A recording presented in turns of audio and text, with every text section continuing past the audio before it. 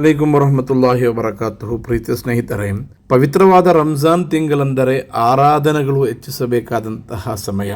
ಉಪವಾಸ, ರೋಜಾ, ಸುನ್ನತ್ ನಮಾಜ್ಗಳು, ತರಾವಿ ನಮಾಜ್ಗಳು, ಏಟಿಕಾಫ್, ದಾನ ಧರ್ಮ, ಈ ರೀತಿ ಹತ್ತಲವು ಆರಾಧನೆಗಳಲ್ಲಿ ತೊಡಗಿಸಬೇಕಾದಂತಹ ಸಮಯ. ಅದೇ ರೀತಿ ಅಲ್ಲಾಹನಲ್ಲಿ ಪ್ರಾರ್ಥಿಸುವುದು ಕೂಡ ಒಂದು ಆರಾಧನೆಯಾಗಿದೆ. ಪ್ರಾರ್ಥಿಸುವವನ ಪ್ರಾರ್ಥನೆಗೆ ರಮಲಾನ್ನಲ್ಲಿ ಅತಿ ಶೀಘ್ರವಾಗಿ ಸ್ವೀಕಾರ್ಯತೆ ಮತ್ತು ಉತ್ತರ ಲಭಿಸುತ್ತದೆ ಎಂದು ಪ್ರವಾದಿ ಸಲ್ಲಲ್ಲಾಹು ಅಲೈಹಿ ವಸಲ್ಲಂ ಹೇಳಿದ್ದು ಪವಿತ್ರವಾದಂತಹ ಹದೀಸ್ನಲ್ಲಿ ದಾಖಲಾಗಿದೆ. ಪ್ರಾರ್ಥಿಸಿದರೆ ಪ್ರಾರ್ಥನೆಗೆ ಉತ್ತರ ಲಭಿಸುವಂತಹ ಹಲವಾರು ಸಂದರ್ಭಗಳು, ಸಮಯಗಳು ಪವಿತ್ರವಾದ ರಮಲಾನ್ ತಿಂಗಳಲ್ಲಿದೆ. ಮುಂಜಾನೆಯ ಸಹರಿಯ ವೇಳೆಯಲ್ಲಿ ಪ್ರಾರ್ಥಿಸುವುದು ಅಲ್ಲಾಹನಿಗೆ ಅತ್ಯಂತ ಇಷ್ಟವಾದ ಕಾರ್ಯ ಕೂಡ. ಅದರ ಜೊತೆಗೆ ಆ ಸಹರಿ ವೇಳೆಯಲ್ಲಿ ಪ್ರಾರ್ಥಿಸುವ ಪ್ರಾರ್ಥನೆಗೆ ಉತ್ತರ ಆದಷ್ಟು ಬೇಗ ಲಭಿಸುತ್ತದೆ ಎಂದು ಮಹಾತ್ಮರು ಅವರ ಕಿತಾಬುಗಳಲ್ಲಿ ವಿವರಿಸಿದ್ದಾರೆ. ಸಹರಿ ವೇಳೆಯಲ್ಲಿ ಪ್ರಾರ್ಥಿಸಬೇಕಾದಂತಹ ವಿವಿಧ ವ್ಯತ್ಯಸ್ತವಾದಂತಹ ಪ್ರಾರ್ಥನೆಗಳು ಕಿತಾಬುಗಳಲ್ಲಿದೆ. ಆ ಪೈಕಿ ಇವತ್ತು ಒಂದು ಪ್ರಾರ್ಥನೆ, ಅತ್ಯಂತ ಸಿಂಪಲ್ ಆಗಿರುವಂತಹ ಒಂದು ಪ್ರಾರ್ಥನೆಯನ್ನು ನಾನು ನಿಮಗೆ ಕಲಿಸಿಕೊಡ್ತಾ ಇದ್ದೇನೆ. ಈ ಪ್ರಾರ್ಥನೆಯನ್ನು ಸಹರಿ ವೇಳೆಯಲ್ಲಿ ಪ್ರಾರ್ಥಿಸುವುದನ್ನು ಹೆಚ್ಚಿಸುವುದಾದರೆ ಅದರಿಂದ ಹಲವು ಪ್ರಯೋಜನಗಳು ನಮಗೆ ಲಭಿಸುತ್ತದೆ. ನಮ್ಮ ಬದುಕಿನಲ್ಲಿ ಬರುವಂತಹ ಸಂಕಷ್ಟಗಳು ನಿವಾರಣೆಯಾಗುತ್ತದೆ, ಬದುಕಿನಲ್ಲಿ ಮನಶಾಂತಿ ಲಭಿಸುತ್ತದೆ, ಮಾಡಿದಂತಹ ಪಾಪಗಳು ಮನ್ನಿಸಲ್ಪಡುತ್ತದೆ, ನಮ್ಮಲ್ಲಿರುವಂತಹ ಈಮಾನ್ ಅತ್ಯಂತ ದೃಢವಾದ ರೀತಿಯಲ್ಲಿ ಪ್ರಬಲವಾಗುತ್ತದೆ, ಬದುಕಿನಲ್ಲಿ ಸಂತೃಪ್ತಿ ಲಭಿಸುತ್ತದೆ, ಜೀವನದುದ್ದಕ್ಕೂ ಸಮೃದ್ಧಿಗಳು, ಬರಕತ್ತುಗಳು ಲಭಿಸುತ್ತದೆ ಎಂದು ಮಹಾತ್ಮರು ವಿವರಿಸಿದಂತಹ ಒಂದು ಪ್ರಾರ್ಥನೆ ಇಂದಿನ ವಿಡಿಯೋದಲ್ಲಿ ನಾನು ಕಲಿಸಿಕೊಡುತ್ತೇನೆ. ಆ ಪ್ರಾರ್ಥನೆ ಈ ರೀತಿ ಇದೆ.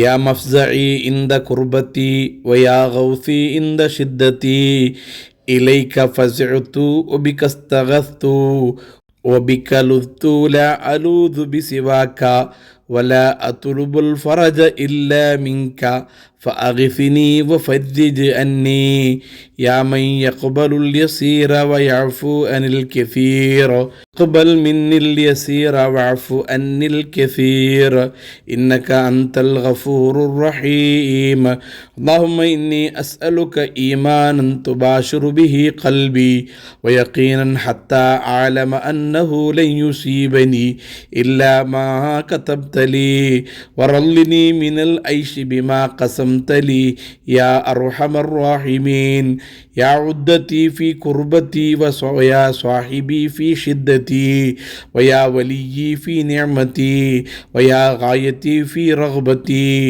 أنت الساتر عورتي والآمن روعتي والمقيل أثرتي فاغفر لي خطيئتي يا أرحم الراحمين.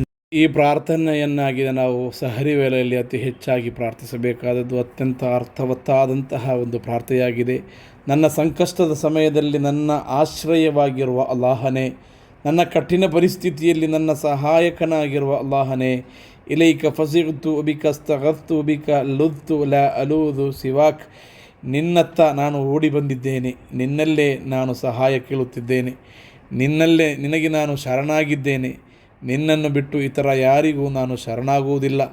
ವಲಾ ಅತುಲುಬುಲ್ ಫರಜ ಇಲ್ಲ ಮಿಂಕ ಫಅಗ್ಫಿನಿ ವಫಜ್ಜಿಜ್ ಅನ್ನಿ, ನಿನ್ನ ಹೊರತು ಬೇರೆ ಯಾರಿಂದಲೂ ನಾನು ಪರಿಹಾರವನ್ನು ಕೇಳುವುದಿಲ್ಲ. ಆದ್ದರಿಂದ ಅಲ್ಲಾಹನೇ, ನನಗೆ ನೀನು ಸಹಾಯ ಮಾಡು, ನನ್ನ ಸಂಕಷ್ಟವನ್ನು ದೂರ ಮಾಡು. ಸಣ್ಣ ಚಿಕ್ಕ ಚಿಕ್ಕ ವಿಷಯಗಳನ್ನು, ಚಿಕ್ಕ ಚಿಕ್ಕ ಒಳ್ಳೆಯ ಕಾರ್ಯಗಳನ್ನು ಸ್ವೀಕರಿಸುವ ಅಲ್ಲಾಹನೇ, ಬಹು ದೊಡ್ಡ ಗಾತ್ರದ ಪಾಪಗಳನ್ನು ಕ್ಷಮಿಸುವ ಅಲ್ಲಾಹನೇ, ನಾನು ಮಾಡಿದಂತಹ ಸಣ್ಣ ಒಳ್ಳೆಯ ಚಿಕ್ಕ ಚಿಕ್ಕ ಕಾರ್ಯಗಳನ್ನು ಸ್ವೀಕರಿಸು, ನನ್ನ ದೊಡ್ಡ ತಪ್ಪುಗಳನ್ನು ನೀನು ಮನ್ನಿಸು. ಖಂಡಿತವಾಗಿ ನೀನು ಅತ್ಯಂತ ಕ್ಷಮಾಶೀಲನು, ದಯಾಮಯನೂ ಆಗಿರುವಿ. ಅಲ್ಲಾಹನೇ, ನನ್ನ ಹೃದಯದಲ್ಲಿ ಗಾಢವಾಗಿ ನೆಲೆಸುವ ಈಮಾನನ್ನು ನಾನು ನಿನ್ನಲ್ಲಿ ಬೇಡುತ್ತಿದ್ದೇನೆ. ನನಗೆ ನಿನ್ನ ಕುರಿತ ಸಂಪೂರ್ಣವಾದ ಯಕೀನ್, ದೃಢ ನಂಬಿಕೆಯನ್ನು ನೀಡು. ನಿನ್ನ ವಿಧಿಯು ಹೊರತುಪಡಿಸಿ ಬೇರೆ ಯಾವುದೂ ನನ್ನಲ್ಲಿ ಸಂಭವಿಸುವುದಿಲ್ಲ ಎಂದು ನಾನು ನಂಬಿದ್ದೇನೆ. ನೀನು ನನಗೆ ನೀಡಿದ ಜೀವನದಲ್ಲಿ ಸಂತೃಪ್ತಿಯನ್ನು ನೀಡು ಅಲ್ಲಾಹನೇ, ನೀನು ಕರುಣಾಮಯಿಯಾಗಿರುವಿ. ನನ್ನ ಸಂಕಷ್ಟದಲ್ಲಿ ಶಕ್ತಿಯಾಗಿರುವ ರಬ್ಬ ನೀನಾಗಿರುವಿ. ನನ್ನ ಕಠಿಣ ಸಮಯದಲ್ಲಿ ನನ್ನ ಜೊತೆಗಾರನು ನೀನಾಗಿರುವಿ. ನನ್ನ ಅನುಗ್ರಹದಲ್ಲಿ ನೀನು ನನ್ನ ರಕ್ಷಕನಾಗಿರುವೆ. ನನ್ನ ಎಲ್ಲ ಆಸೆಗಳಿಗೆ ಅಂತಿಮ ಗುರಿ ನೀನೇ ಆಗಿರುವೆ. ಅಲ್ಲಾಹನೇ, ನನ್ನ ದೋಷಗಳನ್ನು ನೀನು ಮುಚ್ಚುವವನು ನೀನೇ. ನನ್ನ ಭಯವನ್ನು ಇಲ್ಲವಾಗಿಸಿ ಶಾಂತಗೊಳಿಸುವವನು ಕೂಡ ನೀನೇ. ನನ್ನ ತಪ್ಪುಗಳನ್ನು ಕ್ಷಮಿಸುವವನು ಕೂಡ ನೀನೇ.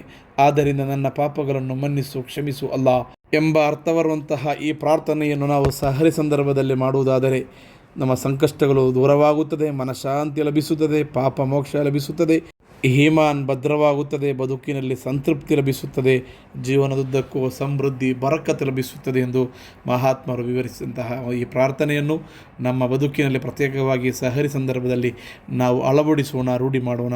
ಅಲ್ಲಾಹನು ಅನುಗ್ರಹಿಸಲಿ. ಆಮೀನ್.